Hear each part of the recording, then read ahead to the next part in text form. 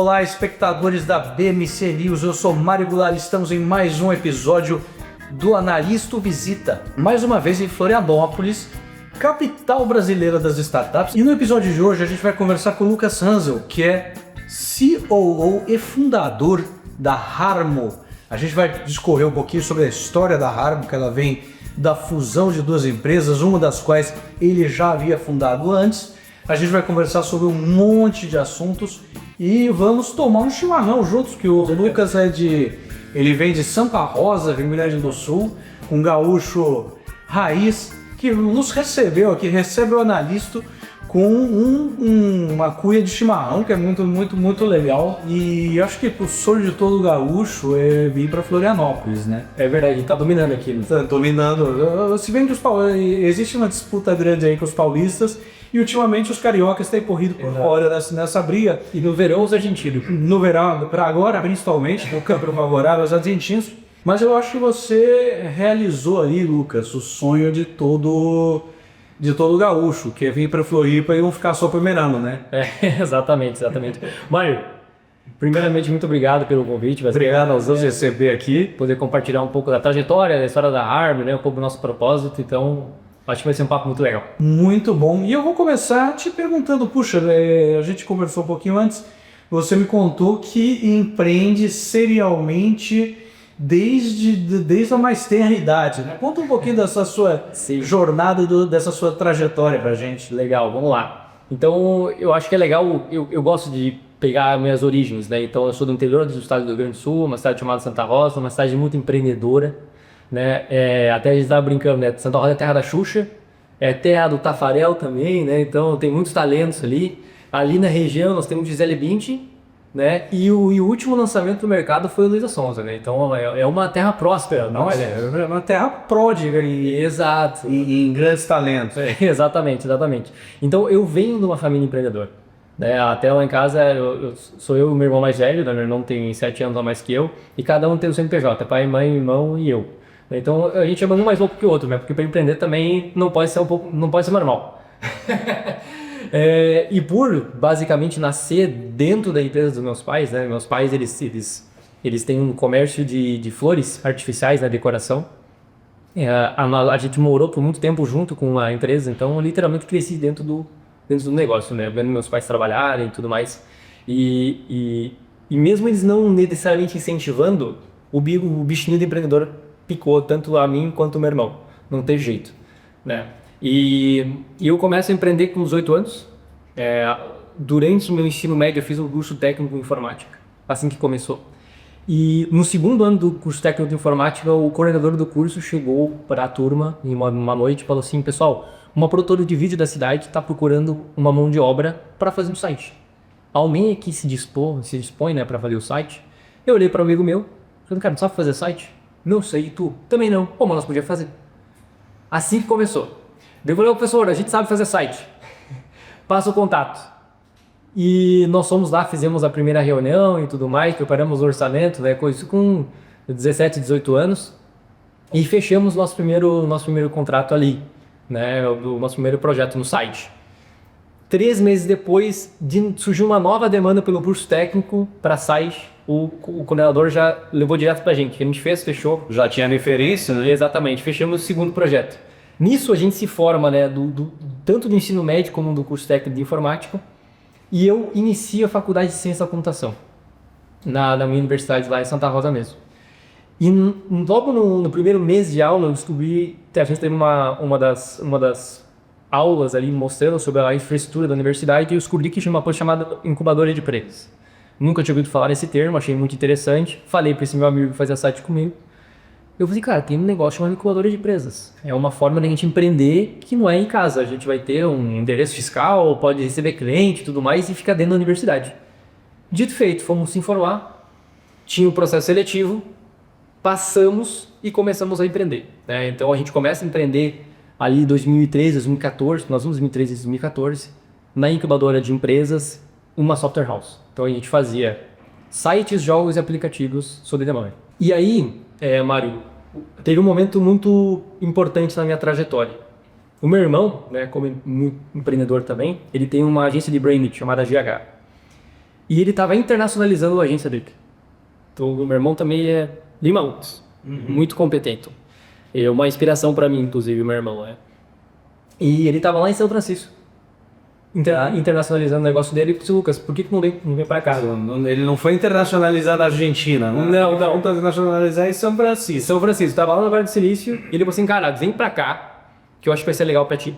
Então, em novembro de 2016, eu vou pro Vale do Silício, fiquei 3 semanas lá com ele e voltei completamente alucinado da minha cabeça, completamente. Porque lá eu tive a oportunidade, né, de Instagram, o Facebook, Twitter, né, todo dia à noite nós íamos para uma palestra, conheci o Steve Wozniak lá, o sócio do Steve Jobs, tive uma palestra com ele em Berkeley lá, fui para Stanford, foi muito legal, sim, muito legal mesmo. Nessa época eu já tinha trocado de curso, né, eu já tinha começado a sair de ciência de computação e mudei para design, que é como eu sou formado hoje, né, eu sou designer e formado, volto para cá e vou assim, bicho, falei pro meu sócio, cara, vou mudar. Não dá? Vou continuar assim, não dá. Senão nós vamos ficar pro resto da vida que você tá fazendo. E você já estava formado nessa época? Não, ainda estava universitário. E na Software House, na chamada LD, a gente tinha 2 iniciativas. Uma delas era um aplicativo de festas e eventos, chamado Winnie. Então, se alguém quiser desenvolver aí, galera, por favor, tá aí a ideia. A ideia era o quê? Qual que é o nosso sonho, né, como empreendedor? Vender para casas de festa, para grandes eventos tipo um Rock in Rio da vida, tipo um P12 da vida, aqui em Floripa, né? E daí o usuário logado ao Facebook poder tirar fotos, ficar na timeline e aparecer no telão do evento. Atrelado a um Tinder da festa, pro circo pegar fogo. Então essa era a ideia do negócio. Nós fizemos um MVP e testamos num show do Munhoz e Mariano. Na época que estava estourado o Camaro Amarelo, lembra dessa música? Lembro, claro. Pois é, na época que ele estava estouradaço, a gente teve um show numa cidade vizinha, nós conseguimos falar com o produtor do evento para testar esse MVP lá. Enfim, conseguimos testar. E o segundo projeto, Mário, que a gente tinha era uma plataforma chamada Gorilla, que era um aplicativo, que era um software de pesquisa e satisfação de cliente. Então, sabe quando você vai num lugar tem aqueles tótex de pesquisa que tu indica? No início o Gorilla é isso. Cara, o que eu carreguei de tótex de cima e para baixo no meu carro, tu não faz ideia, assim, é uma loucura. E dali nós tínhamos essa plataforma de pesquisa. Quando eu vou pro Vale do Silício e volto, o tema da experiência do cliente fervilhando. E eu falei pro meu sócio, cara, e se a gente pivotar no nosso negócio e virar a plataforma Gorilla, virar a plataforma de pesquisa e satisfação, não deixar de fazer site, não deixar de fazer aplicativo, e vamos focar em algo que nos dê possibilidade de escala, porque o que a gente está fazendo é escala. Então nós viramos 2018 100% como Gorilla, né? Foi uma plataforma de pesquisa e aí foi um momento bastante significativo na nossa história, por quê? Porque, cara, eu vendia muito bem o site. Eu chegava no perfil do cara e fechava. Eu tinha portfólio, eu tinha pitch de venda, eu tinha tudo. E eu pegava meu carro, ia até o cliente, sentava na frente dele, tomava um mate e fechava um contrato. Então era basicamente um ciclo de venda. Fundamental o papel do marketing, fundamental na história da empresa. Fundamental. E daí do dia pra noite eu virei um SaaS. E eu nem sabia o que era SaaS. Não sabia o que era CAC, LTV, recorrência, churn, não sabia nada. Eu vendia projeto, com início e meio fim. E qual que foi a coisa marcante é que eu tentei vender Gorilla em Santa Rosa. Pesquisa e satisfação de cliente numa cidade do interior. Deu certo? Imagina, o que tu acha se deu certo ou errado? Um lugar que todo mundo conhece, todo mundo. Se você não foi bem atendido, você vai reclamar com o dono diretamente. Então assim, foi um fracasso. No 3º mês que a gente tá como Gorilla já, eu tô lá no meu LinkedIn e vejo uma empresa chamada Reviewer. E eles trabalhavam com review. Review, as estrelinhas que estão no Google, que estão no iFood, que estão no TripAdvisor, né? Que estão no Expedia, no Airbnb, as estrelinhas do consumidor. Eu entrei no site, Uber, exato, Netflix tem joinha, né? Todos são reviews, formas públicas de comentário. Eu entrei no site da empresa e falei assim, cara, que coisa genial, porque eu trabalho com o feedback do cliente. Esses caras também trabalham com o feedback do cliente. Só que o feedback do cliente deles é diferente do meu, porque eu trabalho com pós-venda. Eu só consigo pesquisar quem teve experiência com a empresa. Ele não, ele trabalha com o feedback do cliente que influencia na venda. É um feedback voltado à conversão, porque você lê um review para escolher um local. Quem que é o CEO? que eu era o CEO da Buil, que é o CEO da Viewer. Santiago, ele. Me conectei e mandei mensagem. O Santiago, ele me respondeu, acho que em 5 minutos. Pô, Lucas, muito legal, não sei o que, me liga. Assim, liguei pra ele, ele me atendeu. Fala, Lucas, que tô no avião Congonhas, voltando pra Floripa. E a gente conversou rapidamente, marcamos uma agenda na semana seguinte. Ficamos muito amigos e marcamos o webinar, né? Pra estar fazendo o webinar de mensagens. Passou-se 2018, tá? Entrou 2019, a gente teve alguns momentos da verdade. Por quê? Quando você tem um time técnico que sabe desenvolver um prédio de 4 andares, mas não consegue criar uma estrutura que escale, você tem problema. E a gente começou a ter esse tipo de problema. Porque a gente fechou uns contratos grandes e a plataforma começou a engargalar. Então esses foram uns momentos muito difíceis no meu jornada empreendedor, porque a gente começou a ter outra reclamação. Eu comecei a perder clientes. Eu comecei a ganhar clientes e perder clientes. Então, cara, foi um momento muito difícil ali na minha jornada. E daí eu falei pra minha mulher, na época era namorada, né? A gente sempre, quando, né, antes de a gente ter casado e tudo mais, mas a gente apenas namorava, era aquele beijinho de domingo, né? Pra juntar a semana. Então eu deixava ela na casa dela e eu voltava pra mim. E eu falei, amor, eu vou pra São Paulo essa semana. Eu vou voltar e vou chamar o Santiago, vou explicar a minha situação pra ele, sei lá. Vou ver o que ele acha de tudo isso. E na quinta-feira, quando eu estava em São Paulo, o Santiago do Manuel Insight. E começou um negócio divino. Cara, um concorrente teu, né? Eu tinha um concorrente, enfim, não vou entrar em detalhes aqui, mas eu tive um concorrente que acabou ameaçando a gente de processo, né? Porque alegou que um conteúdo nosso era plágio dele, não sei o quê. Nunca provou nada e acabou que isso impulsionou a gente mais ainda. Então foi uma coisa positiva no final das contas. E aí, Mai, o Santiago veio falar comigo e falou assim, cara, é bizarro, de segunda-feira eu ia te chamar pra gente falar sobre o que eu tava me falando também. Porque ele falou assim, cara, se o teu concorrente quer me comprar, por que a gente não se junta?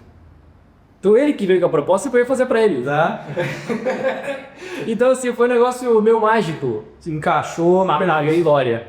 E daí na segunda-feira conversamos, falando, cara, faz sentido. Ele também tinha passado uma reestruturação ali com a sociedade dele, né, no início de 2019.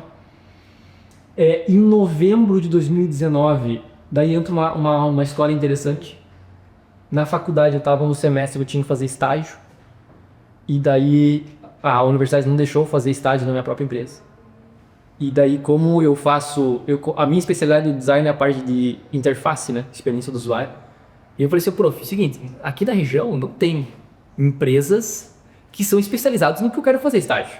Eu preciso ir para Florianópolis. Eu achei uma empresa lá que faz isso. Então já entendeu mais ou menos que eu li que eu vou chegar, né? E eu precisava ir para Floripa para falar da prisão e eu precisava estagiar em algum lugar. E daí o professor falou assim, não, mas tu vai ficar em Floripa lá, como é que tu vai fazer? Eu falei, não, eu vou fazer um pouco aqui, um pouco lá. Eu falei, não, tu não pode. Tem que ser um estágio 100% presencial. Eu falei, não, professor, não dá. Eu vou ficar lá 2 semanas, o resto eu faço aqui, eu consigo executar aqui. Tá, então a gente precisa da aprovação da reitoria. Eu falei, então, por favor.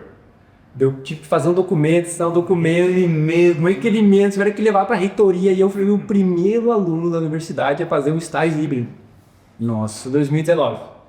Né? E daí fui lá eu falei, Santiago, seguinte, eu vou para Ilhas Mil, assina meu estágio. Então essa... O cara já era teu sócio. Quase sócio. E já era, e daí ele tava analisando o meu estágio, né? Essa foi uma história engraçada, como um empreendedor universitário sempre dá um jeito, né? Nós estamos aqui batendo um papo com o Lucas Hansel, CEO e fundador da Harmo. A gente vai para um rápido intervalo e já volta. Fica com a gente.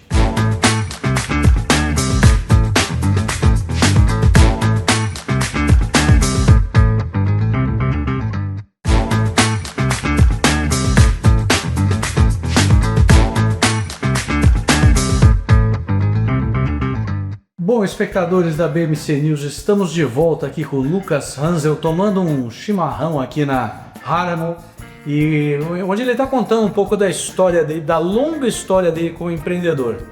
Lucas, então você estava terminando o seu estágio, né? Teve o seu estágio aprovado pelo já teu sócio, e aí, como é que continua essa história? Boa, então o que aconteceu, né, Mário, logo depois disso? Eu acabei, isso foi em novembro de 2019, né, onde aconteceu essa questão, que a gente falou assim, cara, eu vim pra Floripa justamente para ver se tinha fit cultural. Ver se, cara, porque assim, a visão empreendedora, eu e o Santiago, cara, foi um match absurdo, assim. Foi um match absurdo. A gente tinha a visão, a gente entendeu essas diferenças de feedback que cada empresa tinha, né? Então eu trabalhando com pós-venda, ele trabalhando com review, que influencia a venda, um feedback mais voltado à conversão. E isso que me brilhou os olhos quando eu vi, porque eu falei, cara, uma das principais dificuldades hoje que as empresas têm quando se falam de experiência do cliente é provar retornos com o investimento do feedback do cliente. O quanto de dinheiro dá a pedir ter o feedback do cliente? Como é que eu consigo relacionar isso à métrica de receita? Então, através dos dados que o Santiago gerenciava na Reviewer, isso ficou mais fácil. Então, janeiro de 2020, eu volto para Floripa. Fiquei mais 2 semanas aqui e a gente bateu o martelo. Assim, cara, vamos se juntar, fazer uma fusão e de fato entregar um inovador para o mercado. O que a gente não esperava, né, Mário, é que 2020 a vida de todos nós mudaria. 2020 começou sendo um ano incrível. Sim. Mas assim, ó, incrível. Imagino que pra ti começou um ano quente, né? Caloroso. Sim, tudo encaminhado. Nossa, maravilhoso. Tava sendo assim, a gente começou o ano bem, né? Fechando alguns contratos importantes. E em março o mundo parou. E ali foi um baque muito grande. Por quê? A gente tinha batido o martelo na fusão, só que não era público ainda. Era pra gente. A gente ficou naquela, cara, o que a gente faz? Cancela a fusão? Vai pra frente? O que a gente faz? Pausa, dia. E nós falamos assim, cara, bem provavelmente não vai ter Zenva agora. Então vamos acelerar a fusão para que nesse momento que tá tudo fechado a gente se estruture internamente. E foi isso que a gente fez. A gente acelerou a fusão e dia 1º de junho de 2020 a gente lança a Harm. No coração da pandemia. Tudo fechou em março, né? Exato. E o mais legal, Mário, assim, daí a gente já lança a Harm no mercado, né, com esse conceito de que o feedback do cliente poderia trazer mais clientes. Transformar o cliente em propaganda. E trazer o próximo cliente. Esse é o grande ponto em que eu quero chegar. O que a Harmo efetivamente faz. Explicar para os nossos espectadores o que a Harmo efetivamente faz. Perfeito, perfeito. A gente se posiciona, Mari, como uma solução Drive to Store. O que isso significa? A gente ajuda a aumentar o fluxo de clientes para a loja física. Então, quem que é o cliente da Harmo? Redes de lojas físicas.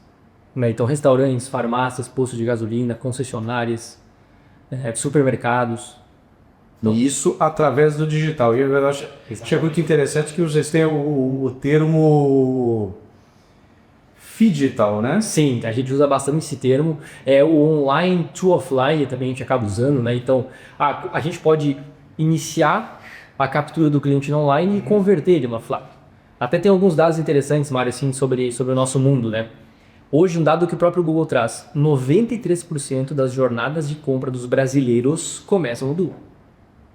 E tem um dado depois desse dado que é o mais impactante, que 60% do total de buscas que os brasileiros fazem no Google tem intenção de compra local. Ou seja, o brasileiro busca mais loja física na internet do que e-commerce. Isso é bastante impactante. Isso é muito impactante. E tem mais uma coisa, Mário, que eu acho que é o mais impactante ainda. A gente chama isso de busca local, uma busca para uma loja física. A busca local, ela é fundo de funil. Por quê?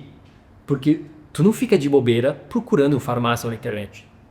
Tu busca uma farmácia quando você quer ir numa farmácia.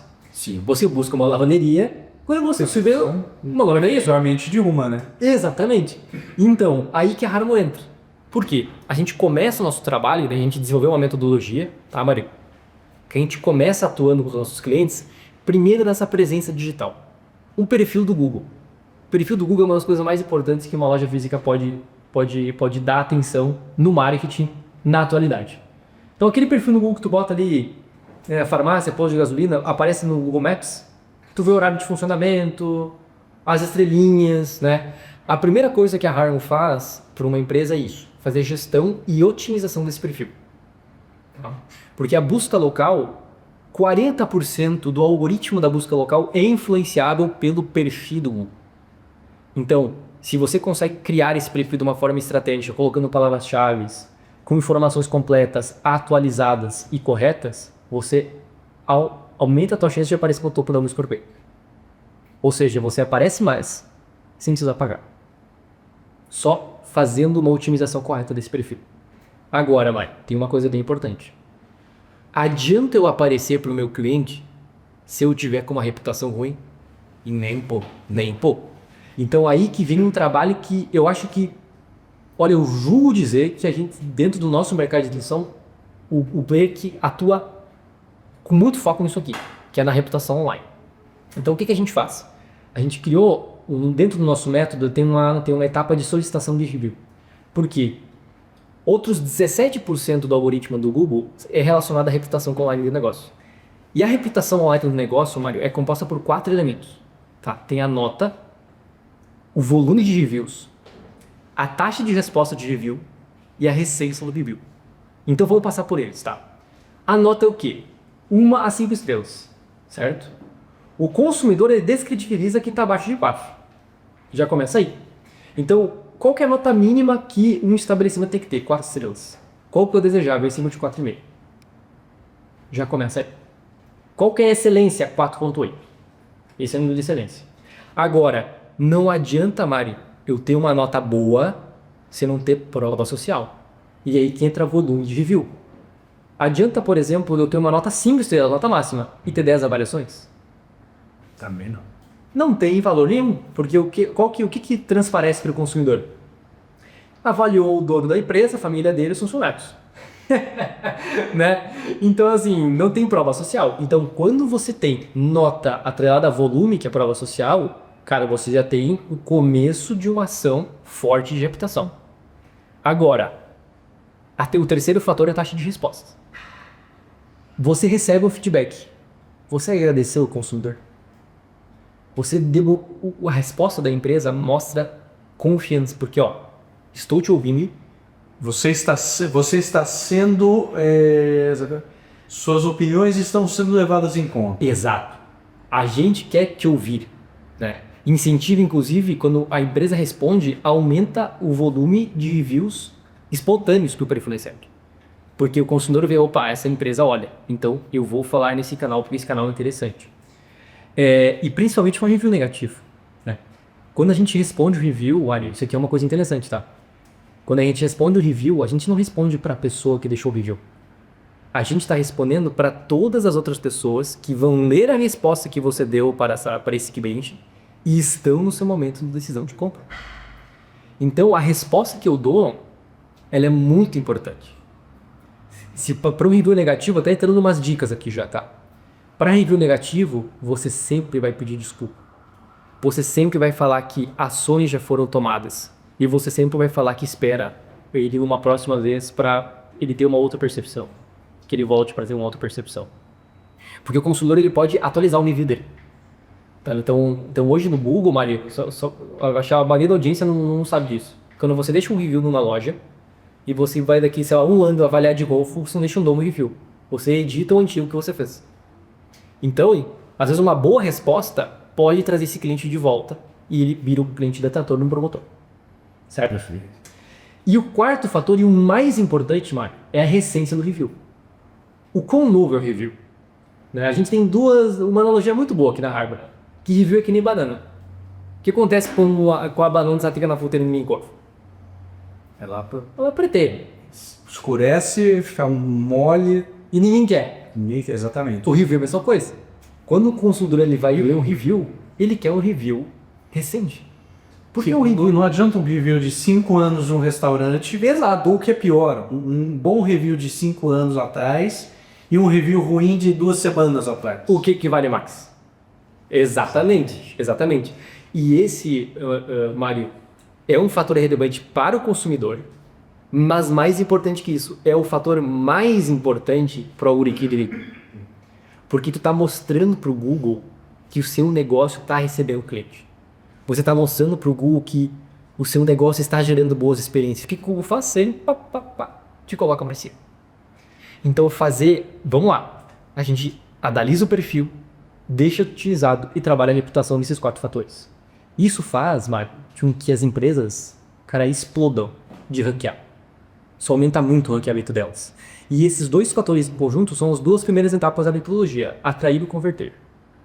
Essas duas etapas em conjunta aumentam a chance do consumidor clicar no botão mais importante que tem no Google, rota, traçar a rota até a loja. Daí cria um drive to store, ir até a loja.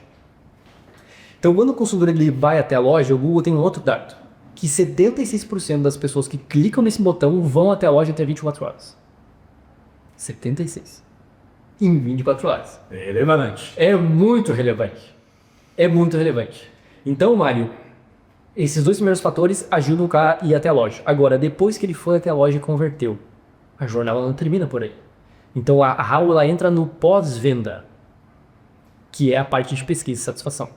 Então, o nosso cliente que consegue aplicar automaticamente uma pesquisa, né, de recomendação, um CSAT, enfim, para pegar o feedback do cliente de uma forma estruturada. Através de e-mail, SMS, ou de WhatsApp, enfim, né? Teste não de fumaça a gente está desenvolvendo agora. Só que qual que é a diferença da nossa pesquisa, Mari, para todas as outras pesquisas que tem no mercado? A maioria das empresas tem mais clientes satisfeitos que insatisfeitos. Tu concorda comigo? Sim. Talvez tirando alguma telecom, algum banco. Mas não vai dar daí, É fato. Mas sabe por quê? Porque assim, ó, se todo mundo tivesse mais clientes satisfeitos, as empresas não estavam abertas. Então a realidade é, a maioria das empresas tem mais clientes satisfeitos do que promotores do que detratores. E na maioria das vezes, Mário, é muito mais promotor do que detrator. Não é um pouquinho, é muito. E o que as empresas fazem com esses clientes promotores? Não fazem nada, Mário. Isso me deixa louco, Mário. O consumidor ele responde a pesquisa. Você recomendaria o nosso negócio para amigo familiar? O cara 9 de 10 fala que sim. Tem alta probabilidade de recomendar. E o cara não faz nada com esse consumidor. Ele Não é trabalhado, né? não é trabalhado. E a gente trabalha esse cara na arma. Nós estamos aqui batendo um papo com o Lucas Hansel, CEO e fundador da Harum. A gente vai para um rápido intervalo e já volta. Fica com a gente.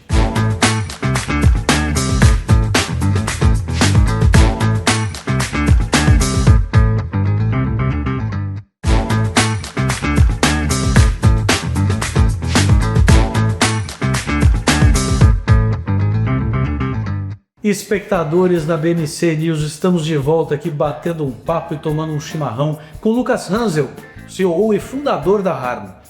Lucas, você mencionou aqui que vocês, na sua pesquisa em relação a feedbacks de supermercado, vocês conseguiram aí 500 mil avaliações, os meio milhão de avaliações.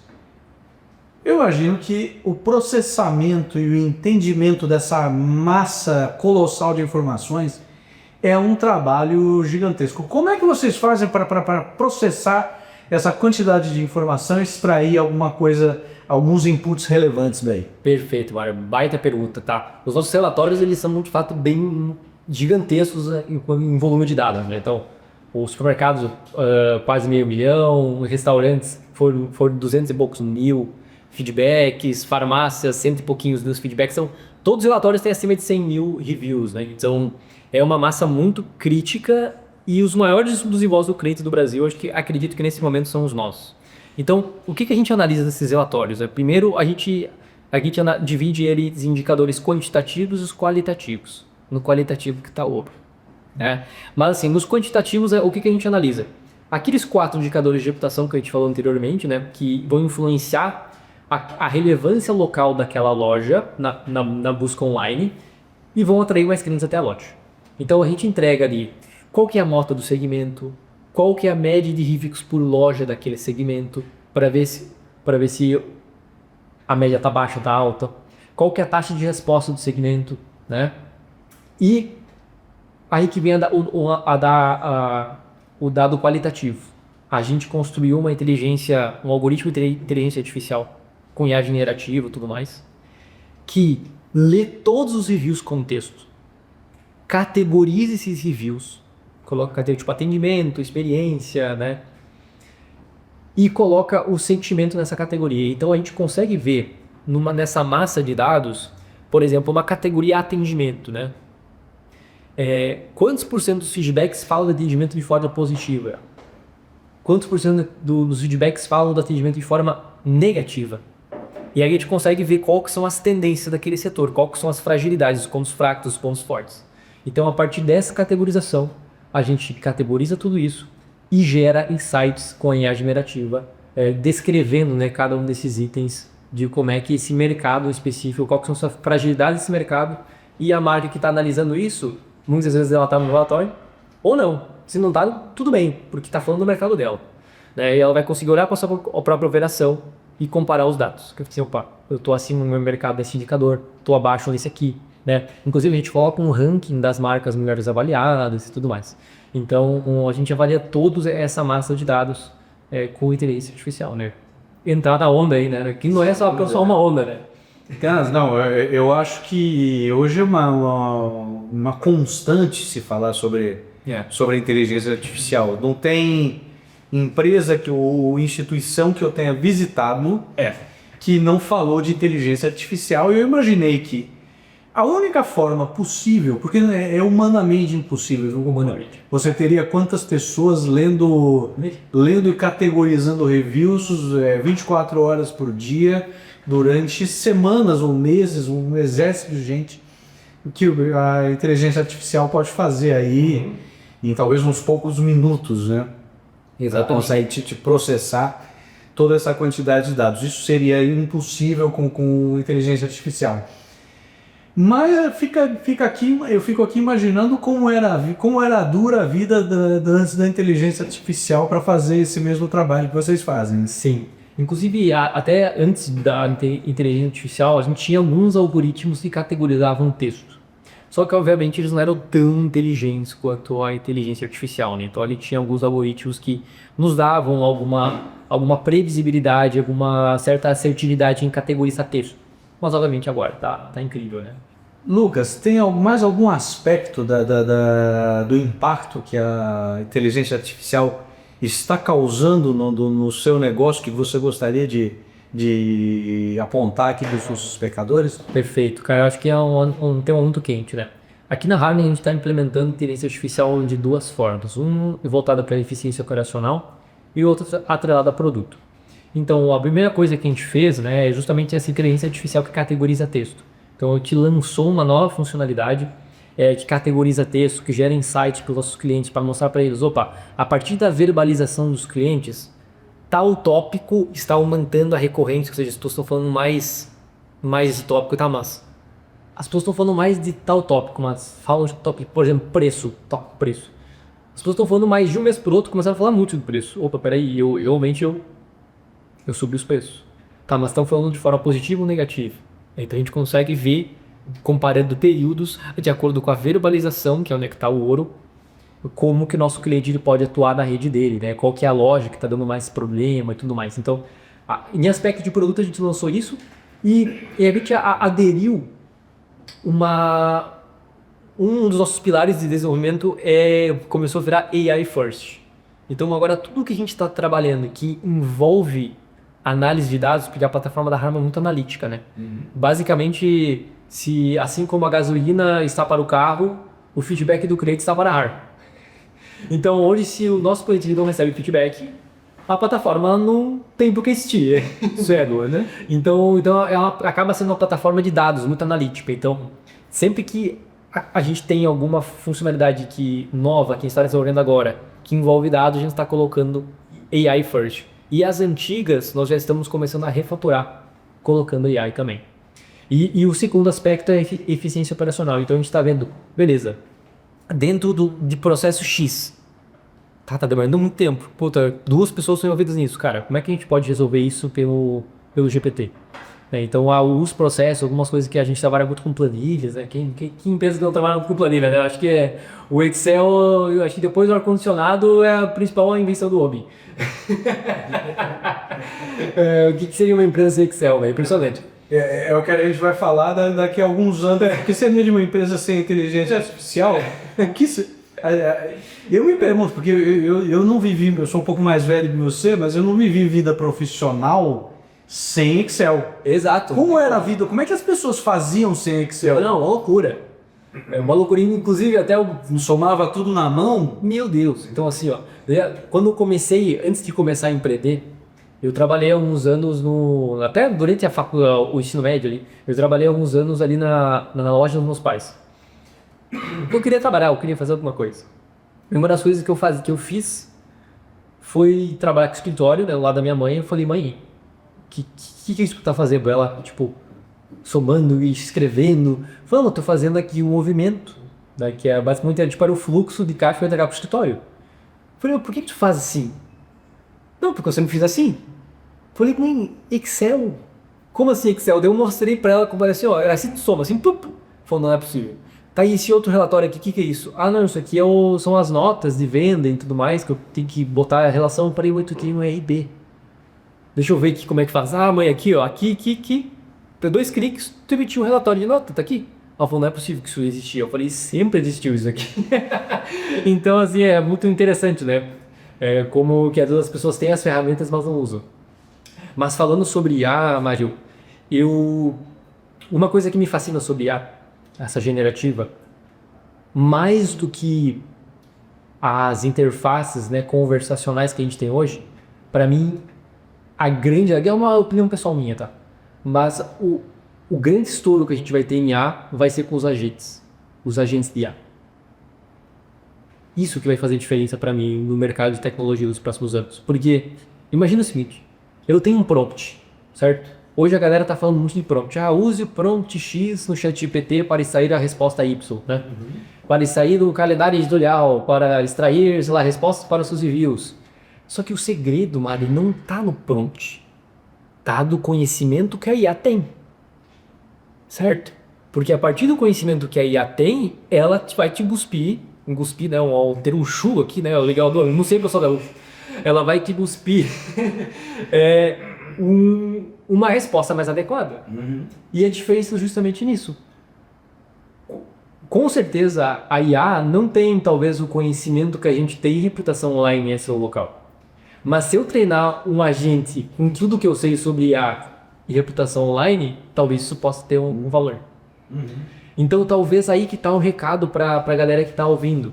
Será que o caminho, ao invés de você usar, às vezes uma pessoa muito sênior da empresa, tem um conhecimento que ela não consegue cascatear para baixo. Ela poderia passar o conhecimento dela para um agente. E esse agente ser utilizado pelos seus liderados. Então é uma forma de você escalar, inclusive, a própria liderança. Eu vi uma palestra recentemente que o pessoal está falando que até 2030 teremos diretores, executivos, tipo C-level, como IA. Então, cara, olha que loucura. Só que o que é esse executivo, esse C-level? Ele é um agente e tem um conhecimento de um C-level. Então, eu acredito muito que o futuro da IA não está necessariamente nos prompts ou na interface, mas sim nos agentes. Eu acho que os agentes são algo que a gente vai ter muita reviravolta, vai ter muita reviravolta de indústria, sabe? Assim como a Apple fez com uma música uns anos atrás, depois o Airbnb com a indústria de locação de ônibus, o Uber com transporte. Eu acho que vai ver uma reviravolta parecida com essa com os agentes. Uma loucura, né? Imagina uma série de decisões cruciais sendo tomadas, teoricamente, sem interferência humana. Sim. Imagino que em algum momento deva existir algum processo de revisão disso aí, mas de validação humana disso aí. Mas, em tese, os C-levels eles vão se tornar meros validadores de decisões tomadas por agentes de inteligência artificial. Com certeza. Já está acontecendo hoje operações, por exemplo, de atendimento WhatsApp, até mesmo comerciais de WhatsApp, que o usuário ele não sabe diferenciar se é um robô ou se é um humano. Mas o que diferencia a qualidade do atendimento de um robô? O quanto o agente é treinado, no conhecimento da empresa. O quanto eu treino um agente para contornar uma objeção. Nós estamos aqui batendo um papo com o Lucas Hansel, CEO e fundador da Harum. A gente vai para um rápido intervalo e já volta. Fica com a gente.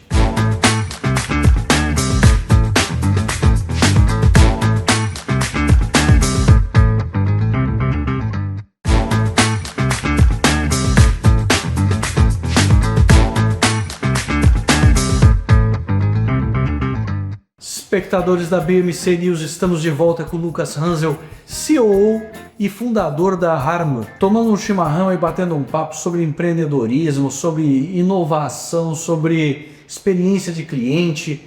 E eu queria te perguntar, Lucas, sobre quais são as tendências que você vê para o futuro, além da IA, falamos bastante de IA, mas quais tendências você vê no teu negócio aí para o futuro? Legal, legal. Bom, aí a gente já acabou falando, né? Eu acho que eu não vou entrar nessa seara, mas sabe, Mari, que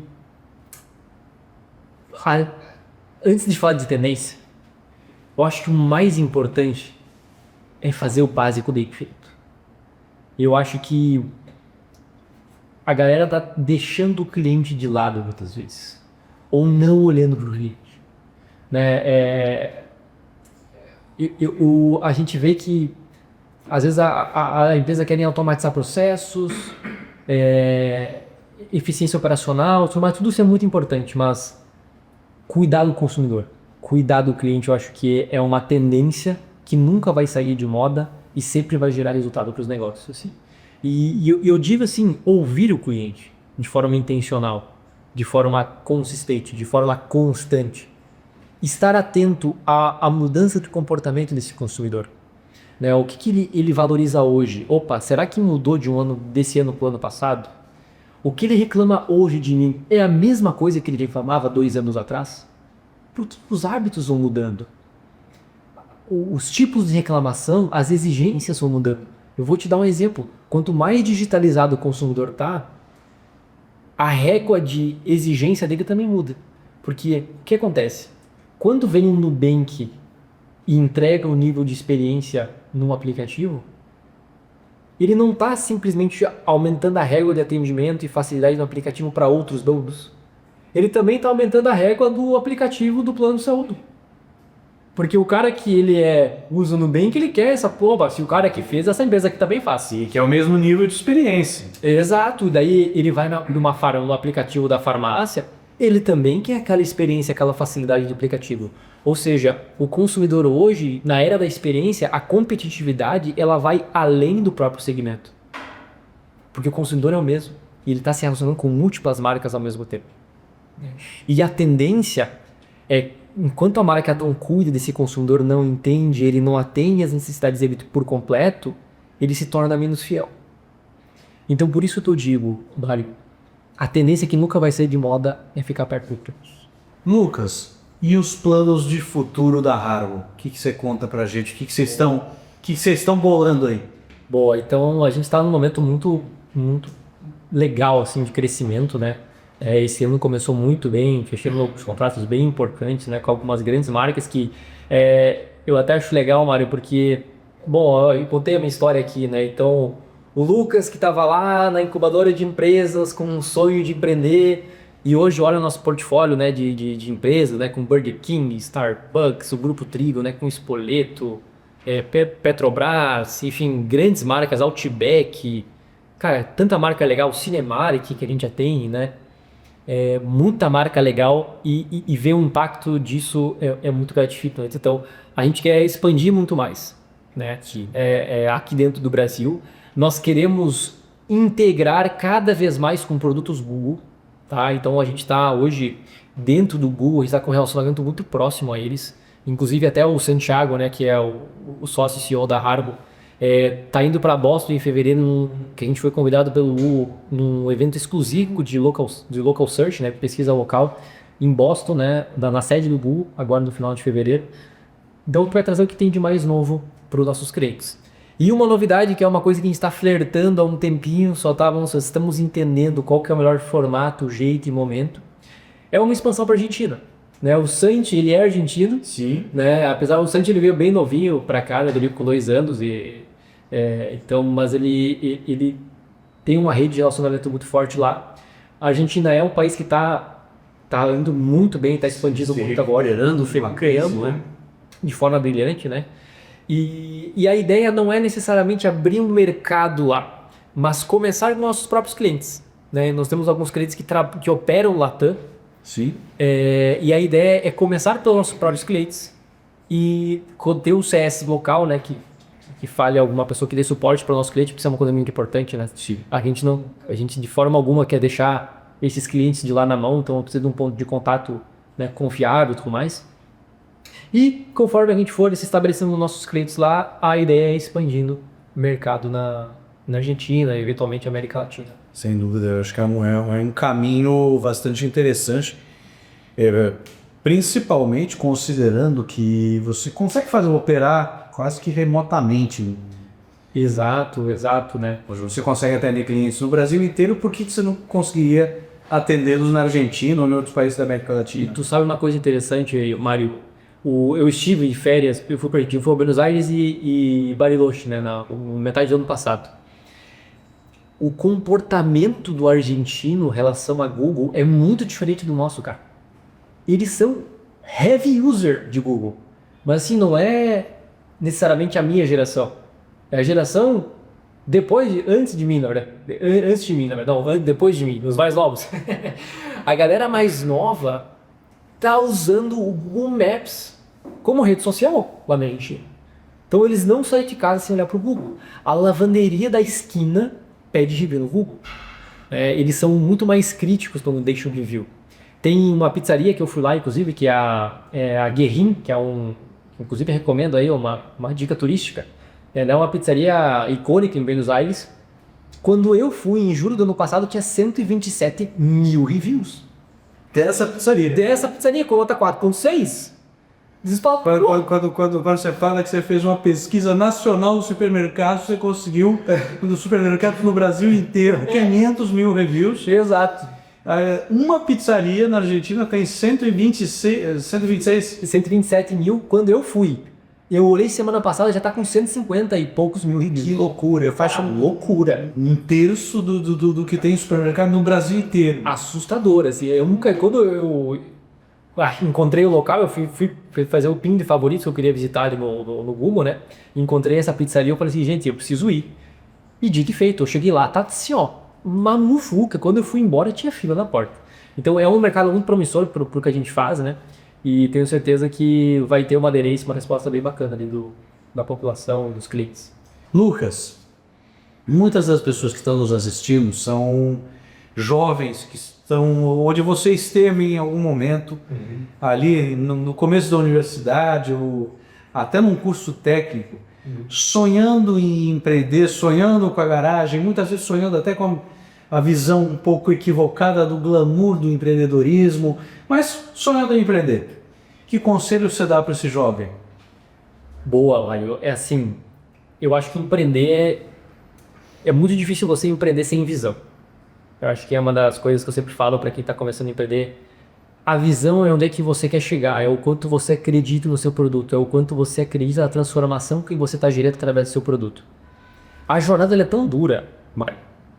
Ela te desafia tanto, mas tanto, que se você não tiver uma visão muito clara, um propósito muito grande e uma crença muito grande que o teu negócio é bom, funciona e vai dar certo, é muito difícil você permanecer. Mas é claro, você tem que ter isso junto com muito tato com o cliente. Garantir que teu produto está dando resultado de fato e você ir modificando, adaptando o seu produto a todo instante com base no que teu cliente está pedindo. Então você tem algumas formas de validar, né? Teu produto está sendo usado? Está gerando resultado nos indicadores que você pensa que está? Está tendo aderência do cliente? Se não, existe uma demanda do mercado para esse produto que você está querendo vender e desenvolver? Então esses todos são fatores que tem que estar atrelados a essa tua visão. Porque às vezes o teu negócio não escalou ainda, mas dá certo. Você testou, o cliente te paga. O cliente tirar a mão no bolso e te pagar é uma grande validação.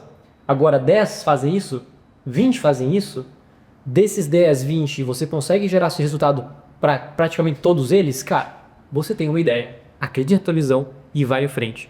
Agora busca uma forma para vender isso de forma mais espalhada. Então eu diria que é isso, assim. Então foco no cliente, uma visão muito clara de onde é que você quer chegar, a transformação no seu produto vai causar, né, para o seu cliente, e você acreditar muito na ideia. Se cercar também de pessoas boas, eu acredito que é uma boa dica também, porque, cara, você não constrói nada sozinho. nada sozinho. Então, se você ter sócios, né, eu recomendo que você tenha sócio, né, que se você for direito, tenha sócios. Eu gosto bastante de ter sócio, mas busque sócios complementares a você. Não busque um cara igual a você. Se você é muito bom tecnicamente, busque um cara que é bom, que vai trazer cliente. Sim. E vice-versa, se você é um cara muito bom vendedor de relacionamento, cara, se você vai para a área de tecnologia, né? Cara, quem que vai desenvolver isso? Quem que vai ser o engenheiro do prédio de 100 andares? Exatamente. Né? Então, e uma outra crença assim, que a gente muitas vezes tem é, o cara tá começando, ele não tem grana, e ele acaba às vezes contratando pessoas muito júniores. Isso é um grande erro, que a maioria dos empreendedores comete. Quanto mais no começo você tá, mais sênior tem que ser o time. Porque do começo você vai estar braço curto, logo os braços curtos, tipo, os poucos braços que tem precisam ser longos, na verdade. Então você precisa de gente sênior, gente competente que tira o negócio do chão e valide mais rápido.